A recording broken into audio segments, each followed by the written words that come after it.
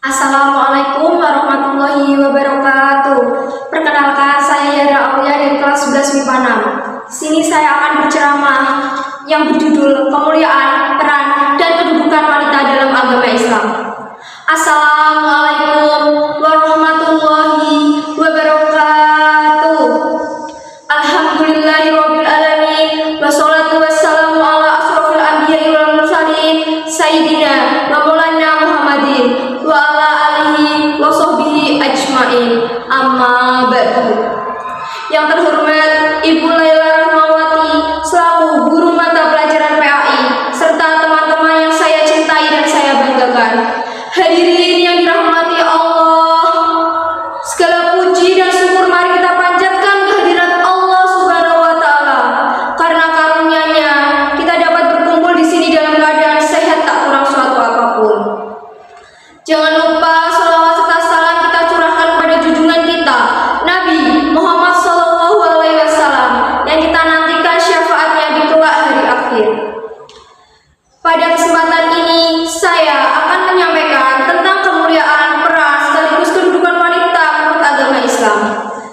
Hadirin yang dirahmati Allah, sesungguhnya wanita muslimah memiliki kedudukan yang tinggi dalam Islam dan pengaruh yang besar dalam kehidupan seorang muslim. Dia akan menjadi madrasah pertama yang membangun masyarakat yang soleh tatkala dia berjalan di atas petunjuk Al-Quran dan Sunnah Nabi.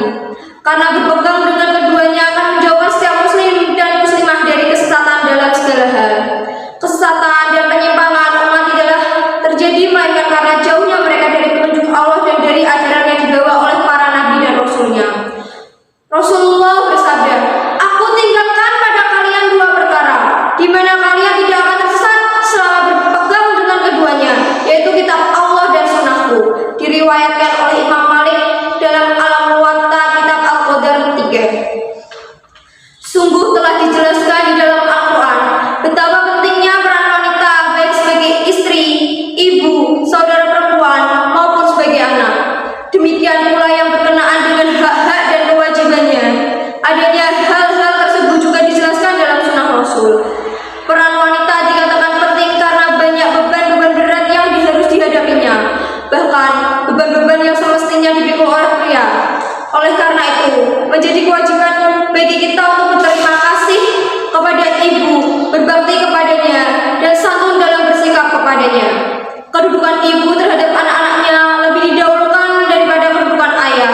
Ini disebutkan di firman Allah Subhanahu wa taala, "Dan kami perintahkan kepada umat manusia agar berbuat baik kepada ibu bapaknya.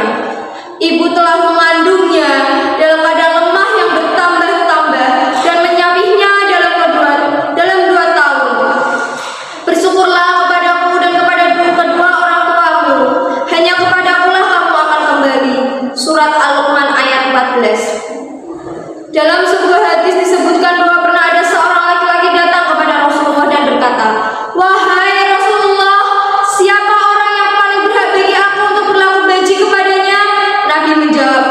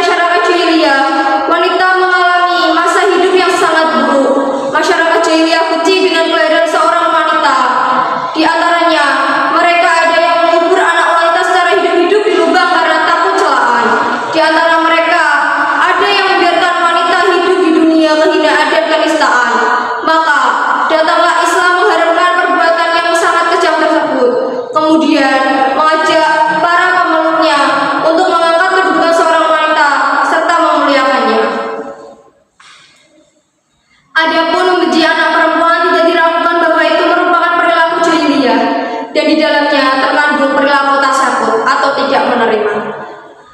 Terhadap apa yang telah menjadi ketetapan dan takdir Allah, manusia tidak tahu, mungkin saja anak-anak perempuan yang dimilikinya akan lebih baik baginya daripada mempunyai banyak anak laki-laki.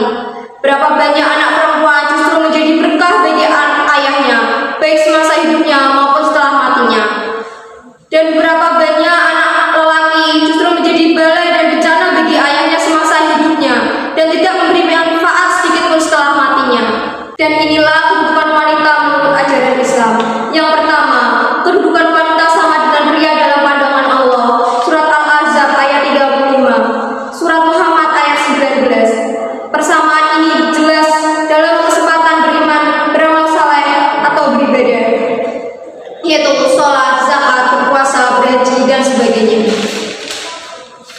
Dua, kedudukan wanita sama dengan pria dalam berusaha untuk memperoleh, memiliki, menyerahkan, atau membelanjakan harta kekayaannya.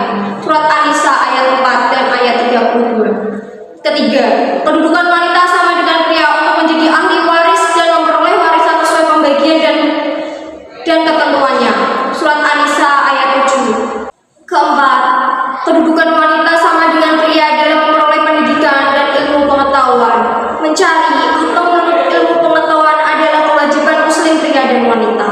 Kelima, kedudukan wanita sama dengan pria dalam kesempatan untuk memutuskan ikatan perkawinan. Kalau syarat memutuskan ikatan perkawinan itu terpenuhi atau sebab tertentu yang dibenarkan ajaran Islam, misalnya melalui lembaga fasakh dan hulu, seperti suaminya zalim, tidak memberi nafkah, gila, berpenyakit dan mengakibatkan suami tak memenuhi kewajibannya, dan lain-lain. Yang keenam, wanita adalah pasangan pria. Hubungan mereka adalah kemitraan, kebersamaan, dan saling ketergantungan. Surat An-Nisa ayat 1, Surat At-Taubah ayat 71, Surat Ar-Rum ayat 21, Surat Al-Hujurat ayat 13, Surat Al-Baqarah ayat 2 menyimpulkan hubungan saling ketergantungan itu dengan istilah pakaian. Wanita adalah pakaian pria, dan pria adalah pakaian wanita. Yang ketujuh, kedudukan wanita sama dengan kedudukan pria untuk memperoleh pahala atau kebaikan bagi dirinya sendiri karena melakukan amal saleh dan beribadah di dunia. Surat Al-Imran ayat 195, Surat An-Nisa ayat 124, Surat At-Taubah ayat 72, dan Surat Al-Mu'min ayat 40. Amal soleh di sini maksudnya adalah segala perbuatan baik yang diperintahkan agama, bermanfaat bagi diri sendiri, masyarakat, lingkungan, hidup, dan diridhoi Allah Subhanahu wa Ta'ala.